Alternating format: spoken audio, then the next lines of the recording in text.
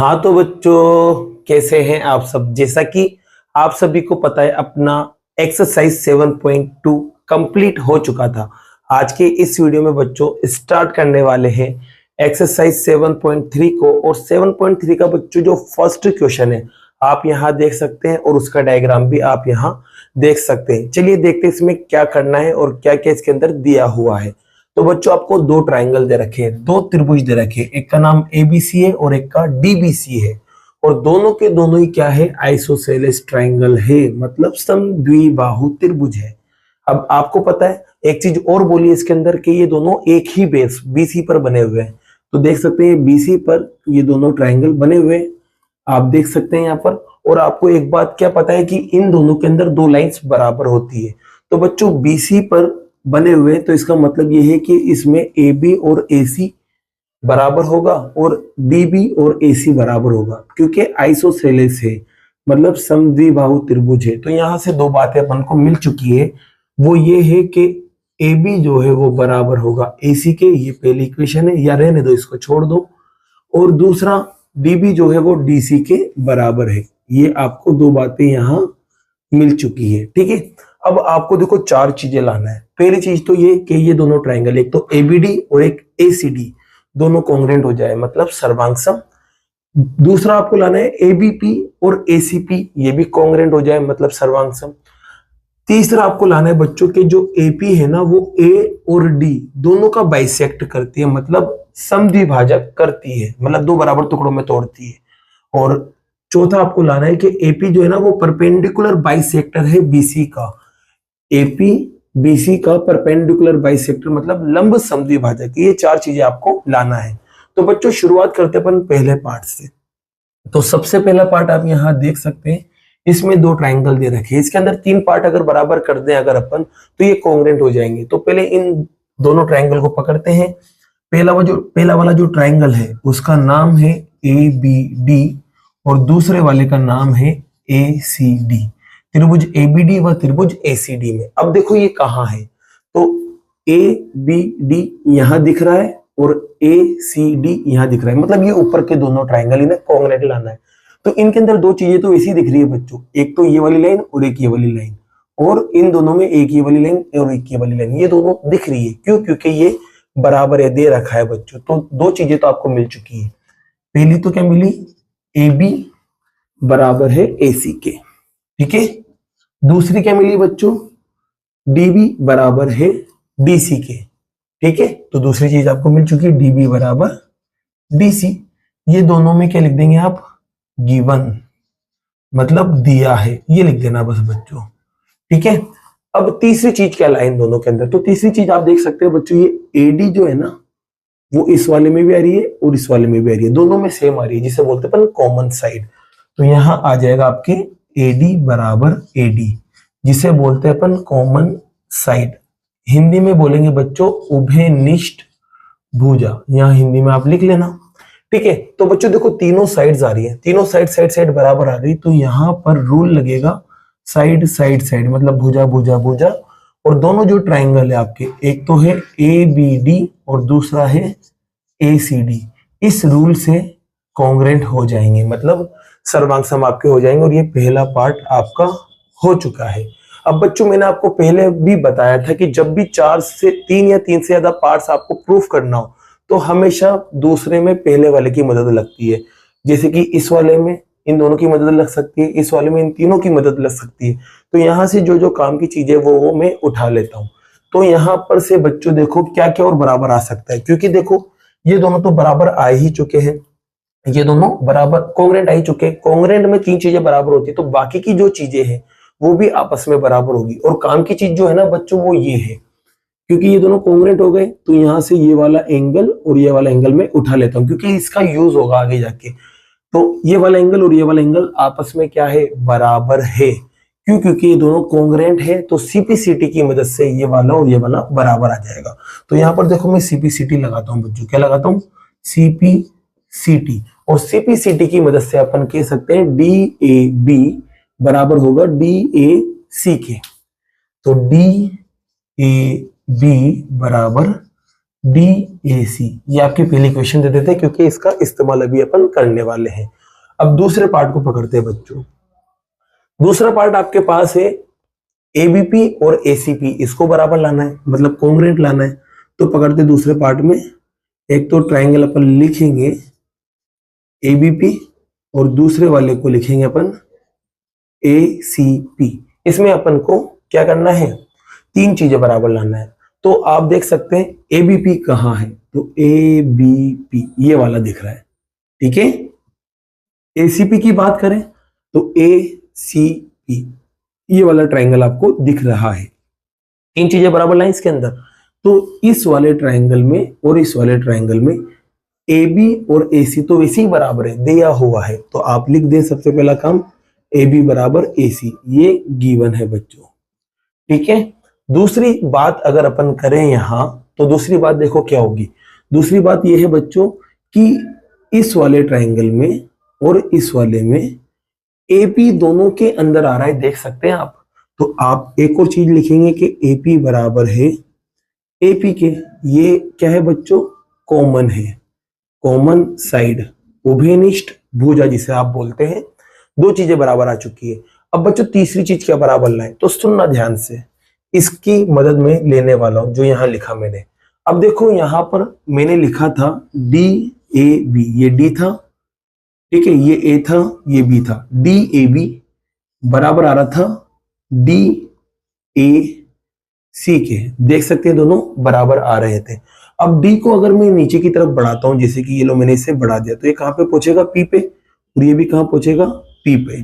तो देखो बच्चों इस लाइन को मैं बढ़ाऊंगा तो इस एंगल पर, इन कोणों पर फर्क नहीं पड़ेगा, क्योंकि जब लाइन को आप बढ़ाते तो उससे एंगल पे फर्क नहीं पड़ता, क्योंकि उनका जो गैप है वो बराबर ही रहता है। तो मैं इस एंगल का नाम DAB बोलूं या PAB बोलूं, बात एक ही है। और इस वाले का नाम DAC बोलूं या PAC बोलूं, बात एक ही है।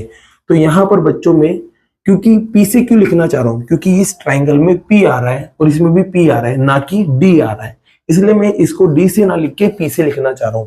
तो क्या लिखेंगे बच्चों अपन, PAB बराबर है PAC के, किसके बराबर है बच्चों, PAC के। ये आपके पास कहां से आ गया, ये आ गया इक्वेशन फर्स्ट से, मतलब समीकरण 1 से आपके पास ये भी आ चुका है। चलो रूल लगाते हैं बच्चों। तो रूल लगाने के लिए आप ट्राइंगल को पकड़ेंगे। अब आप देखो मैंने एक तो इस लाइन को उठाया, ठीक है, एक इस वाले को उठाया और एक इस वाले एंगल को उठाया। तो दोनों साइड के बीच वाला एंगल है, तो साइड एंगल साइड यहां रूल लग जाएगा। तो यहां लगाएंगे बच्चों अपन बाय साइड एंगल साइड, और जो दोनों ट्राइंगल है मतलब त्रिभुज, वो अब आपके कॉन्ग्रुएंट हो जाएंगे बच्चों, ये आपके कॉन्ग्रुएंट हो गए, ठीक है। ये दूसरा पार्ट भी आपका कंप्लीट होता है। अब बाकी की देखो कहानी क्या है। तो बाकी आपकी कहानी बच्चों है AP जो है वो A को बाइसेक्ट करता है और साथ ही साथ D को भी बाइसेक्ट करता है। तो अब इसके लिए क्या करें बच्चों, इसके लिए इसकी मदद लेना पड़ेगी। तो इसकी मदद देखो कैसे लें अपन। तो यहां पर देखो आपके पास इसके अंदर क्या क्या चीज आपको बराबर मिल सकती है जो आपके काम आ जाए आगे। तो यहां पर बच्चों देखो जो मैं मदद लेने वाला हूं वो ये है, जैसे कि आपके पास एक तो ट्राइंगल था ये वाला और एक था ये वाला, इसका नाम है APB और इसका नाम है APC। अब इसके अंदर तीन चीजें आप बराबर कर चुके थे, एक तो ये, एक ये और एक ये, मतलब ये और ये।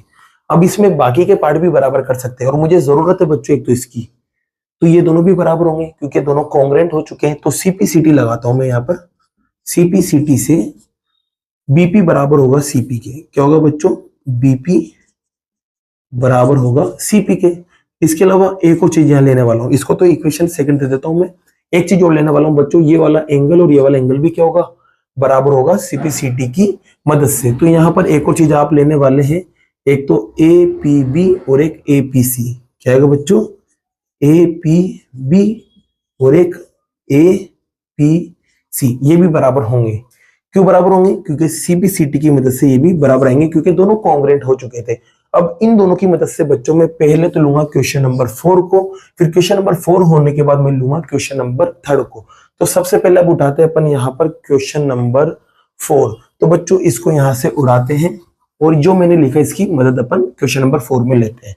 अब क्वेश्चन 4 में देखो क्या लिखा हुआ है, जो एपी है ना वो बीसी को बाइसेक्ट करेगा। पहली बात तो ये एपी बीसी के टुकड़े करेगा, वो भी कैसे, दो बराबर। बाइसेक्ट का मतलब, संधि भाजक का मतलब यही होता है, दो बराबर टुकड़े।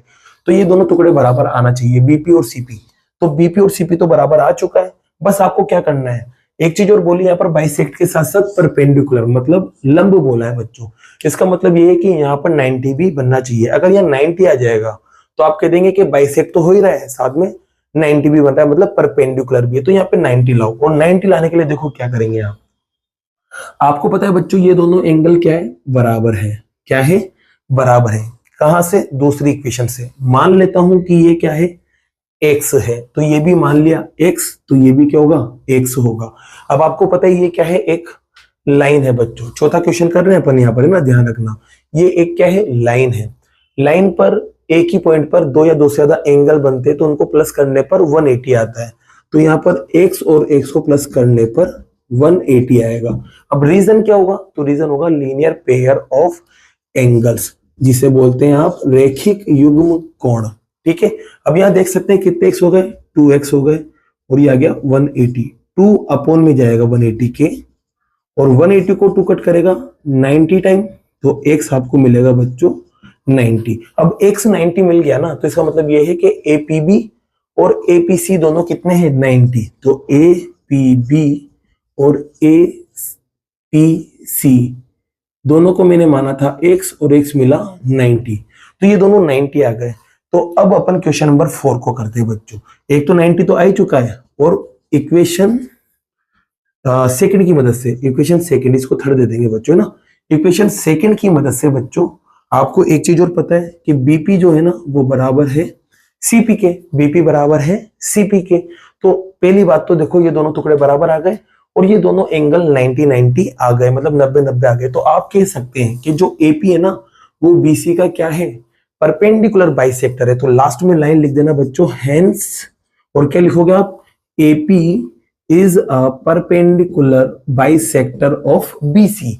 हिंदी में क्या लिखोगे बच्चों, एपी बीसी का लंब समद्वि भाजक है। और ये आपका क्वेश्चन नंबर 4 भी क्या होता है, कंप्लीट होता है। अब क्वेश्चन नंबर 4 आपका हो चुका है ना, तो अब क्वेश्चन नंबर अपन लेंगे थर्ड वाला। क्वेश्चन नंबर थर्ड आपके इजी है, तो इसके लिए बच्चों पहले मैं ये थोड़ा सा पार्ट यहाँ पर रफ करता हूं, फिर क्वेश्चन नंबर थर्ड को मैं उठाता हूं। ठीक है, तो क्वेश्चन नंबर थर्ड को यहाँ अपन उठाने वाले। अब क्वेश्चन नंबर थर्ड में देखो क्या कहे, एपी। अब एपी को ढूंढो, एपी ये रहा, ठीक है, एपी ये रहा।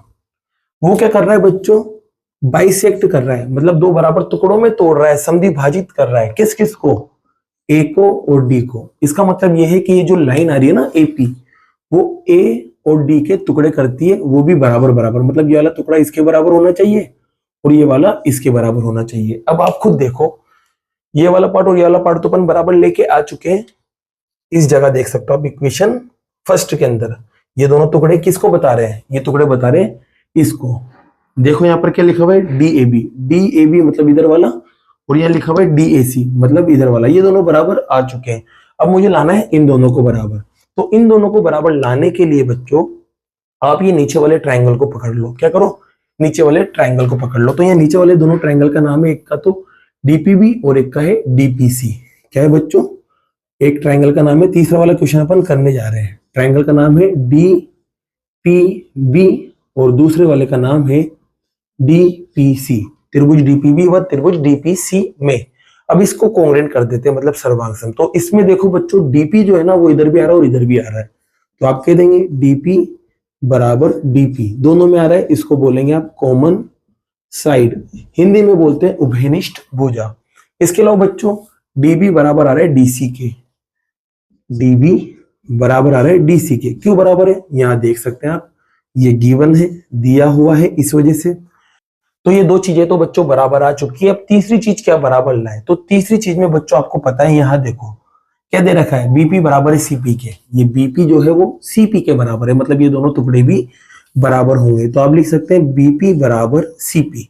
ये कहां से आया, तो लिख देंगे बच्चों बाय इक्वेशन सेकंड, समीकरण 2 से ये दोनों भी बराबर आ गए। अब देखो ये तीनों लाइन से, ये भी तीनों लाइन से, तो रूल लगेगा एस एस एस। तो यहां रूल लगेगा बच्चों बाय एस एस एस, मतलब एस एस एस से आपके जो दोनों ट्रायंगल है, एक तो है DPB और एक है DPC, दोनों क्या हो जाएंगे, कॉन्ग्रेंट हो जाएंगे। अब जब बच्चों कॉन्ग्रेंट हो जाएंगे ना तो यहाँ CPCT अपन लगा सकते हैं। क्या लगा सकते हैं, CPCT। और CPCT जब आप लगाओगे बच्चों तो ये वाला एंगल और ये वाला एंगल बराबर आ जाएगा, जिसका नाम है BDP और CDP। क्या है बच्चों, BDP बराबर CDP। ठीक है, ये तो आपके पास बराबर आ गया। और इक्वेशन फर्स्ट का भी इस्तेमाल कर लो, बाय इक्वेशन फर्स्ट। समीकरण 1 से आपको एक और चीज पता है, वो है DAB बराबर DAC। तो आप देख सकते हैं बच्चों यहाँ पर तो क्या हो रहा है, D के 2 टुकड़े हो रहे हैं, D के क्या हो रहे हैं, 2 टुकड़े हो रहे हैं, और यहाँ आपके क्या हो रहा है, A के 2 टुकड़े हो रहे हैं। तो मतलब जो AP थी ना, उसने A और D दोनों को क्या कर दिया, बाइसेक्ट कर दिया, मतलब समद्विभाजक कर दिया। तो लास्ट में बस आप लाइन क्या लिख दोगे, हेंस करके आपको बस ये वाली लाइन लिख देना है, AP bisect angle A as well as angle D।